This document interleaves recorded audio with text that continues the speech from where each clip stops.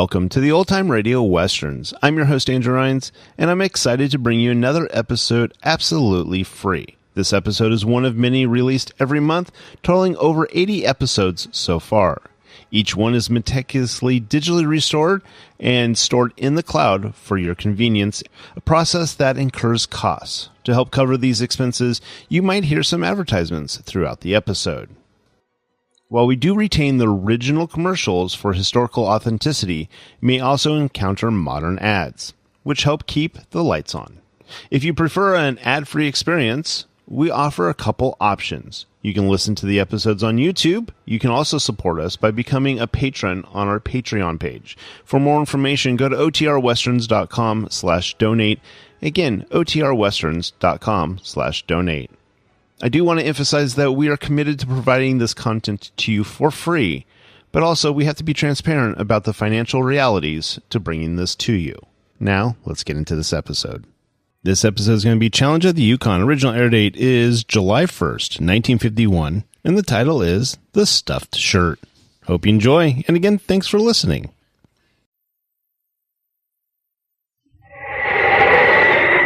Now, as howling winds echo across the snow-covered reaches of the wild Northwest, the Quaker Oats Company, makers of Quaker Puffed Wheat and Quaker Puffed Rice, the delicious cereal shot from guns, in cooperation with the Mutual Broadcasting System, present by special recording, Sergeant Preston of the Yukon.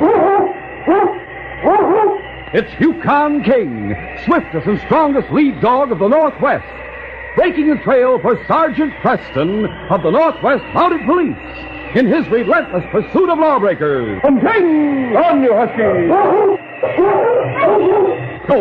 Gold discovered in the Yukon. A stampede to the Klondike in the wild race for riches. Back to the days of the gold rush. And the adventures of Sergeant Preston and his wonder dog, Yukon King, as they meet the challenge of the Yukon.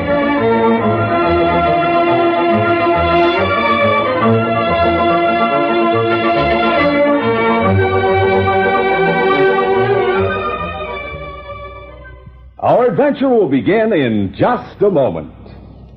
Is your youngster a problem child in the classroom? Maybe it's because our schools themselves are such a problem. Maybe your child is sharing desk and textbook with another child who is also finding it hard to learn under such conditions. Nearly 1 million new students a year are entering schools that are sorely overcrowded and understaffed. 400,000 new teachers will be needed within the next 10 years. President Eisenhower has pointed the way by calling a special White House conference on education to take place in November. Meanwhile, states and communities are organizing their own conferences to discuss local school problems. Carry the ball for your community. Write for free information on how to hold a community conference. Write Better Schools, 2 West 45th Street, New York 36, New York. Remember, better schools build better communities. This message is brought to you as a public service.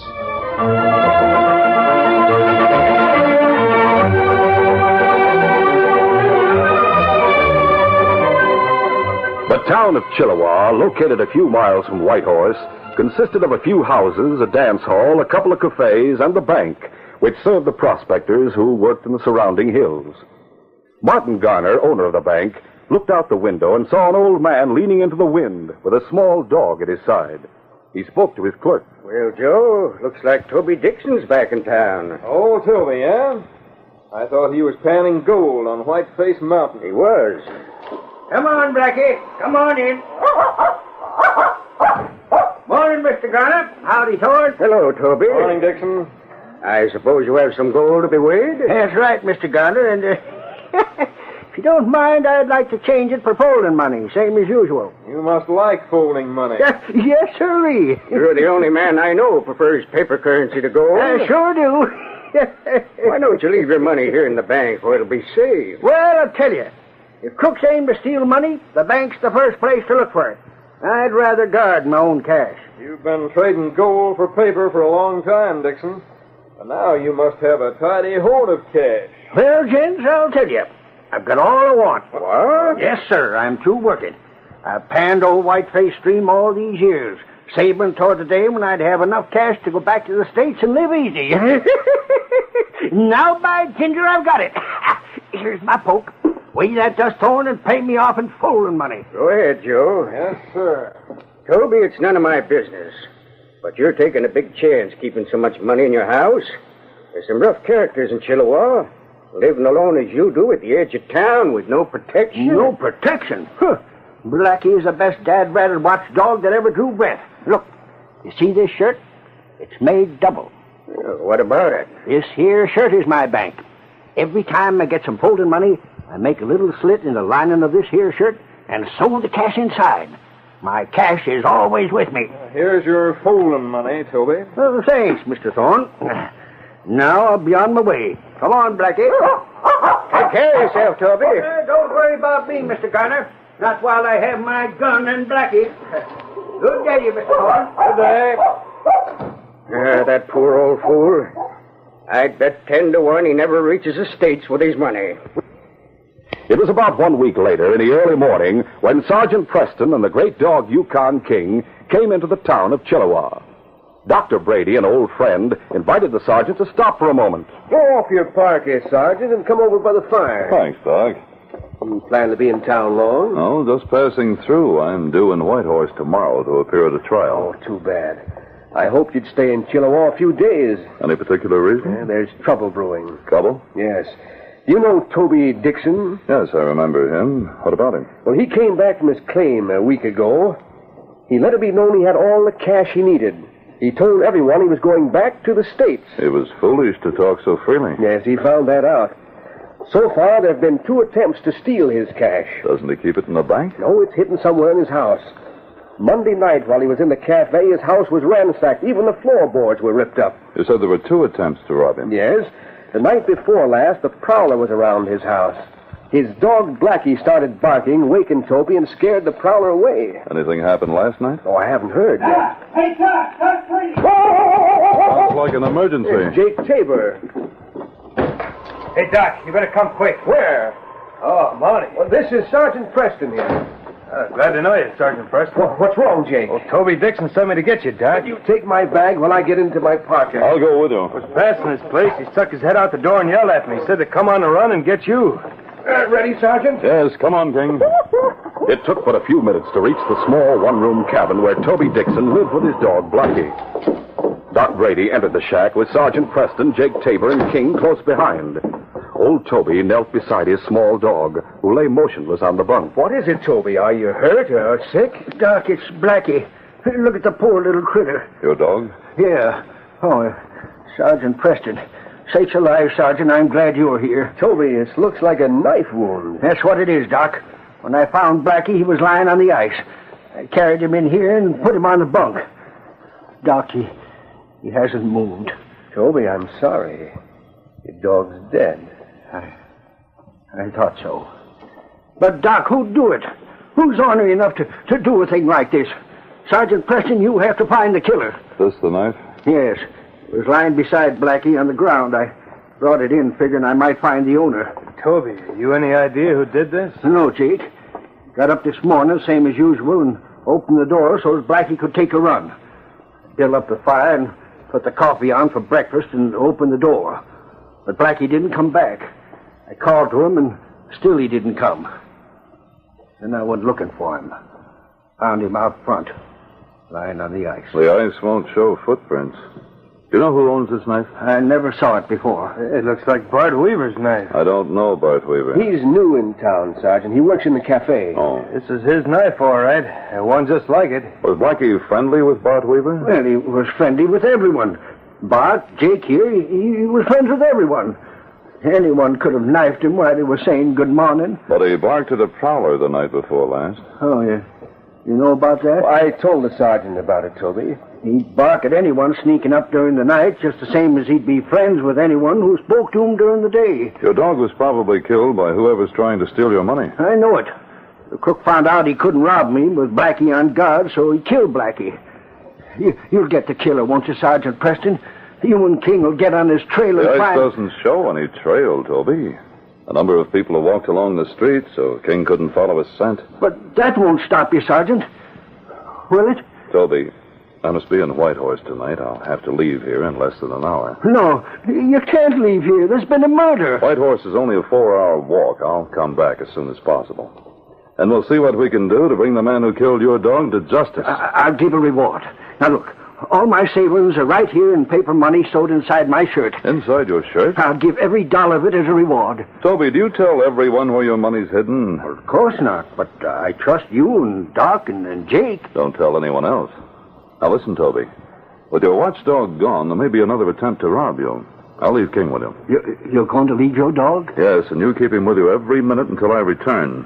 Before I leave, I'll question Bart Weaver about this knife. I'll go with you. I want to hear what he has to say.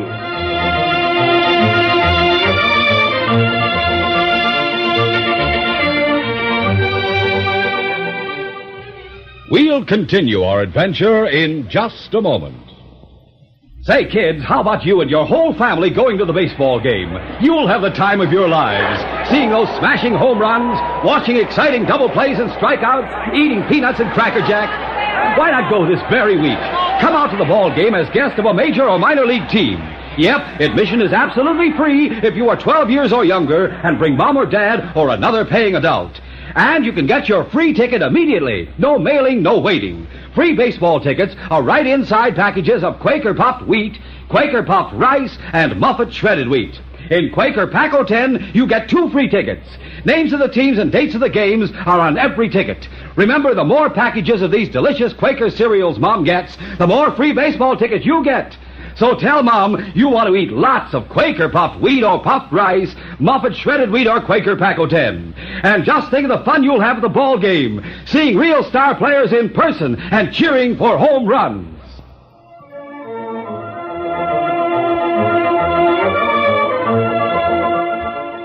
Now to continue.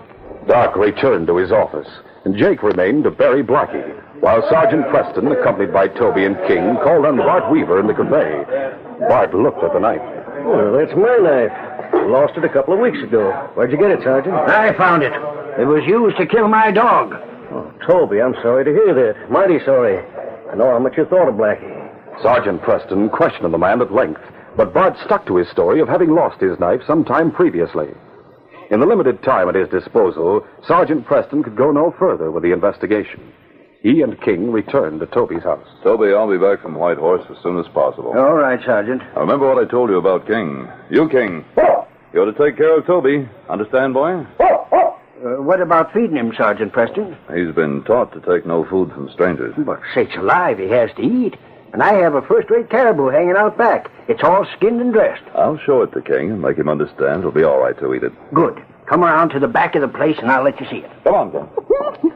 Sergeant Preston made King understand that he might eat food offered by the old man, and then he left for Whitehorse. That night at supper time, Toby cut off a good-sized slab of the caribou meat, never suspecting it had been poisoned by a prowler while he and King were away from the cabin. King ate well, but Toby, grieving for his dog, ate nothing. He turned in earlier than usual and tossed restlessly for some time before he finally fell asleep. It was the middle of the night when a figure crept stealthily to the cabin door, opened it, went inside. There was no alarm from King. The great dog lay motionless near the foot of Toby's bunk, more nearly dead than alive, a victim of the poisoned meat. Toby, sleeping lightly, was awakened by the creaking floorboards. I hear someone. Who are you? He saw a dark form standing close to the bunk. What are you doing here? A pistol barrel thudded against poor Toby's head with stunning force. The old man went limp. It was late afternoon of the following day when Sergeant Preston returned to Chilliwack. Traveling on foot over the icy trail, the Mountie reached the edge of town when he saw Bart Weaver. At the same moment, Bart saw Preston and ran to meet him. Hey, Sergeant Preston. Sergeant, I have something to tell you. What is it, Weaver? I'm in a hurry. Someone knocked old Toby out, made off with all his money. It was sewed inside his shirt. But I left King to guard Toby. The dog was poisoned. What? Doc Brady's still at Toby's place. He's been there since... See you later. Yeah, but Sergeant... Sergeant Preston didn't wait to hear the rest. He ran to Toby's cabin. Sergeant Preston. Doc, I heard about King. King, what have they done to you, boy? Oh, Doc, he's as weak as a kitten. Yes, he's very weak. Where'd you hear about him? I met Weaver. He said King had been poisoned. Your dog is past the crisis. He's out of danger. Thanks to Toby's quick work. Oh, Toby, forgive me. I was so concerned about King, I forgot that you'd suffered a great loss. Oh, that's all right. What happened last night? Well, I fed King some of the caribou I had hanging out back. I didn't have any myself. I wasn't hungry. He turned in, and sometime during the night, I woke up. I heard the floor creaking from someone moving inside the house. Did you see who it was? Well, it was too dark. Then something hit me on the head. I reckon the man must have got accustomed to the dark to see my head. I was knocked out. I came to and struck a light. Then I saw King stretched out on the floor, his legs stiff as ramrods, and he was shaking like with the ague. What'd you do for him? I knew it was poison. I'd seen it work before. I melted some tallow and poured it down his throat. He got rid of some of the poison. Then I gave him more hot tallow and kept it up till daybreak. I didn't dare leave him long enough to go for Doc. I just happened to drop in this morning. I've been here ever since. Toby, I can't begin to thank you for what you've done. But I give you my word I'll not rest until I recover your money and find the man who killed your dog. King was carefully moved to Dr. Brady's home, where Sergeant Preston was to stay for the next few days. While King regained his strength, the Mountie put forth every effort to find evidence against the man who had ransacked Dixon's home, stabbed Blackie, poisoned King, and stolen old Toby's money. But his efforts led nowhere. It was evening when he sat with the doctor in front of the fireplace. King lay on the floor nearby. King seemed quite lively when we went for a walk tonight, though. Yes, he's nearly back to his normal strength. Will he be able to go with me tomorrow? Yes, if you don't overwork him. Oh, good. You hear that, King? He'll be glad to be back at your side. Sergeant, have you any ideas about the identity of the poisoner? Yes, I have. You have? I think I know who he is, but what I think isn't sufficient evidence. What's more, King's reaction doesn't confirm my suspicion. Well, I don't understand. Doc, do you remember the first attempt to get Toby's money? Yes, someone ransacked his house while he was in the cafe. The thief didn't know where the cash was hidden. Well, if he had, he wouldn't have searched the house. But the night King was poisoned, the thief knew where to go for the cash. He slugged Toby and stripped off his shirt. At that time, few people knew where Toby kept his cash. The banker knew it. So did his clerk. Toby told them. They knew it before the house was ransacked. If Garner or Joe Thorne were the thief, they'd have known where to find the cash. Well, that's good logic. They wouldn't have ransacked the house. Now, when the thief actually got the cash, he slugged Toby and stripped off the shirt. That means that the thief is a man who learned about the shirt on the day of the robbery. That narrows it down. So one man, Jake Tabor, was with us when Toby told about his shirt. Preston, I think Jake Tabor's your man. But there's not a shred of evidence to back my suspicion. Furthermore, King doesn't bristle when he sees Jake. Yes. King was almost friendly when Jake called here to inquire about him. King was partially paralyzed by the poison when the money was stolen. He couldn't warn Toby. But, Doc, I think he'd remember the scent of the intruder, and he'd hate it. Maybe he was more nearly unconscious than you think. In any event, I think I've found a way to trap Jake and make him show his hand. But I'll need your help. Count on it. What shall I do? Call on Toby tonight. Tell Toby that he's to pretend illness. Then go to the cafe and tell Bart Weaver and a few others that you're worried about Toby. Hint that he might be coming down with a serious disease, one that's contagious, one that might infect anyone coming in. It was 1 hour later when Doc Brady visited the cafe. Bart, I just came from Toby's place, and I'm worried. Poor old Toby. His luck is sure running bad. Hey, Doc, what's that about old Toby? Oh, hello, Jake. Hello. Toby have more trouble? He's sick, Jake. It might be critical. I'll know more about him in the morning. Yeah, what's wrong with him? He might have something like smallpox, or even worse. Did I hear someone mention smallpox? Yes, you did, Thorne. Doc was saying Toby has something that's worse than smallpox. I'm not sure. I'll see what develops in the morning. Worse than smallpox. Hey, Doc, is it catching? If Toby has the fever I'm thinking of, we'll have to put a guard at his cabin to be sure no one gets close to him. Doc, I suppose you can cure Toby. I'll do my best. I'll hire the White Horse and get a special medicine. The only thing that will prevent or cure such a disease. Prevent it? It would immunize a man who'd be exposed to it. Will you get enough of that medicine to protect the rest of us here in town? That would be impossible, Bart. It's a very scarce medicine. I'll have a hard time persuading the doctor in White Horse to give me enough for Toby. There's very little of that medicine in the Yukon territory. Nowhere near enough to use for people who are not ill. We'll just have to hope for the best.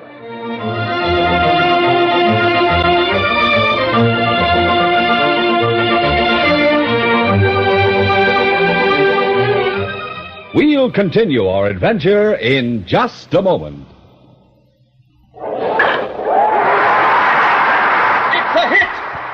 goes into the right field stands. It's a homer. Oh, boy, kids, what fun it is at the ballpark. Come on out to the game. Come now as guest of a major or minor league team. It's your chance to get free baseball tickets. If you are 12 years or younger, you can see a major or minor league baseball game free with a paying adult like Mom or Dad. Bring the whole family and make a big day of it. This very day, or first thing tomorrow morning, you can get a free baseball ticket. No mailing, no waiting. It's right inside a package of Quaker Puffed Wheat or Quaker Puffed Rice or Muffet Shredded Wheat. Or buy Quaker Pack-O 10 and get 2 free baseball tickets. Names of teams and dates are on every ticket. Hurry to get your free baseball ticket in the special package of Quaker Puffed Wheat or Rice, Muffet Shredded Wheat, or Quaker Pack-O 10.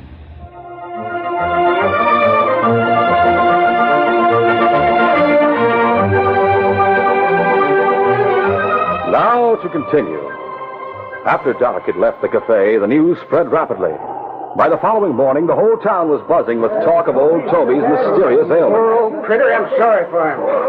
Standing in front of Doc Brady's house, Sergeant Preston heard snatches of conversation from the passers-by. Then the doctor came out of the house, dressed for travel. Ready, Doc? Yep. How's our plan working? First rate so far. Sorry you have to go to Whitehorse. Oh, it'll do me good. I should be there by noon and back here sometime in the late afternoon. I'll keep an eye on Jake. If he's guilty, he'll be worried about the shirt in his possession. As the day passed, Dr. Brady journeyed to Whitehorse on the pretext of getting special medicine. Meanwhile, Sergeant Preston kept a sharp but unobtrusive watch on Jake Tabor. Jake went about his normal pursuits, and in mid-afternoon became engaged in a poker game in the cafe. Sergeant Preston and the great dog Yukon King waited outside the door. When it was time for Dr. Brady to return to Chilliwack, Jake still lingered at the card game.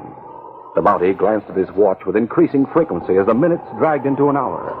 And then Jake came out of the cafe. Oh, hello, Sergeant Preston. How'd you make out, Jake? I won a tidy sum from the boys. They're all worried about catching Toby's fever. Mines aren't on their game. I see. I won enough to buy new clothes. I'm on the way to spend it before I get in another card game. I'll see you again. Oh, King, he doesn't act like the guilty man. Once more, Sergeant Preston looked at his watch. Doc Brady should have been back here an hour ago. I wonder... We're going to go out and meet him. Come on, King. King thrilled to the summons. It was good to be back on the trail, trotting at his master's side. Sergeant Preston had traveled less than 1 mile after leaving town when he saw Doc Brady. Doc! There was something wrong. Doc's hat was gone, and he walked with dragging steps, weaving from side to side. Preston! Oh, Doc, what's the matter with you? What's happened? Here, take my arm. Be all right in a few minutes. How did Jake get away from you? He didn't. He's in town now. Someone slugged me from behind. I don't know who it was. I was unconscious. When I came to, the bottle of medicine was gone.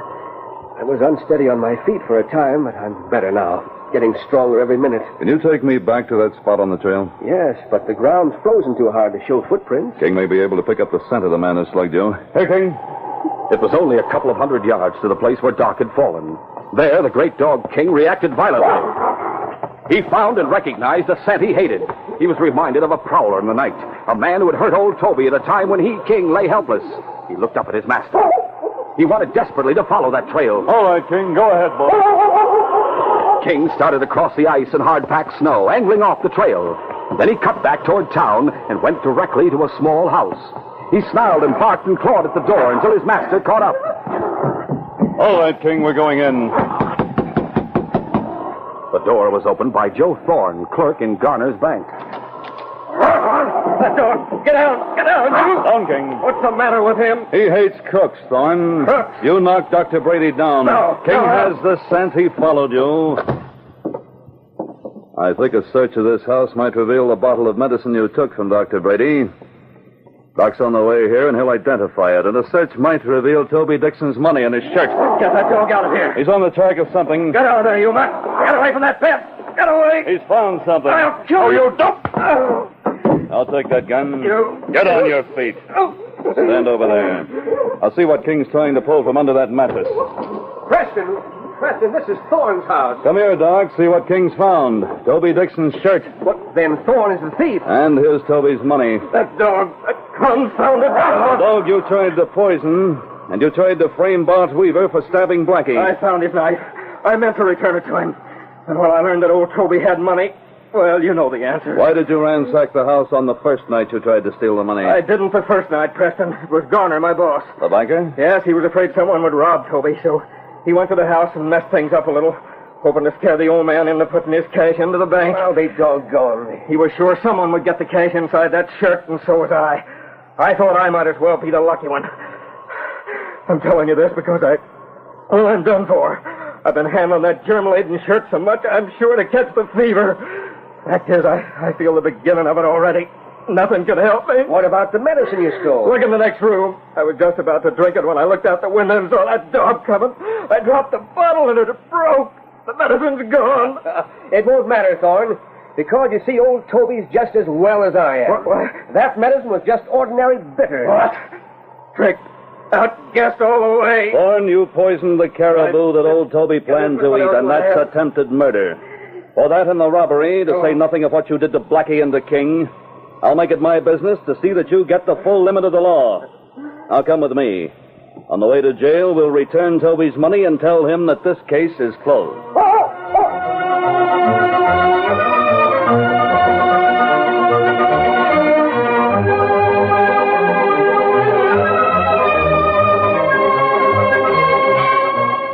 Sergeant Preston will return in just a moment with a word about our next exciting adventure. Here's a Mutual note for you.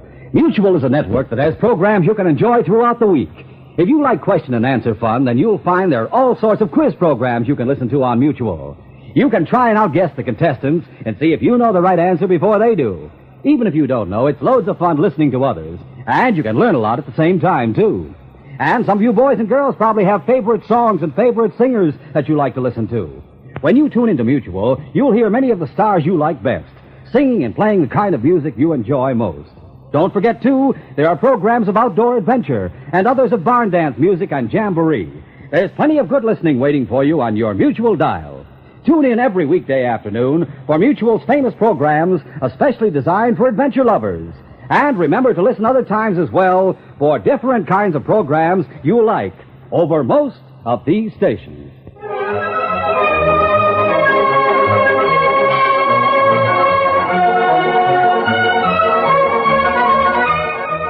In our next adventure, a 17-year-old boy rides into Sergeant Preston's camp and pulls his mount to a sliding halt. Whoa, boy, steady.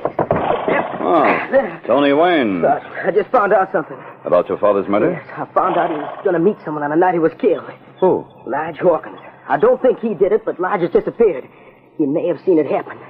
Find him, Sergeant. We'll do our best, Tony. You may depend on that. But there are other men looking for Lige Hawkins. Men who have already committed one murder and who will stop at nothing to satisfy their greed for gold. The trail the sergeant and King must follow is charged with danger. Don't miss this next exciting adventure.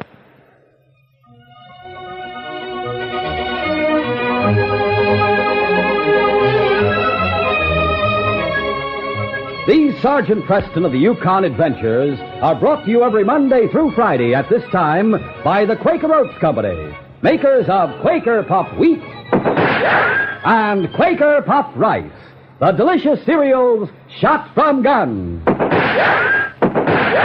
By special recording in cooperation with the Mutual Broadcasting System. They are a copyrighted feature of Sergeant Preston of the Yukon Incorporated.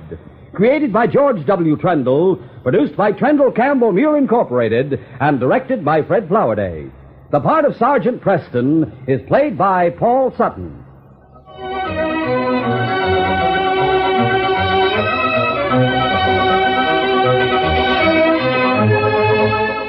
This is J. Michael wishing you goodbye, good luck, and good health from Quaker Puffed Wheat and Quaker Puffed Rice. So long. This is Mutual, Radio Network for all America.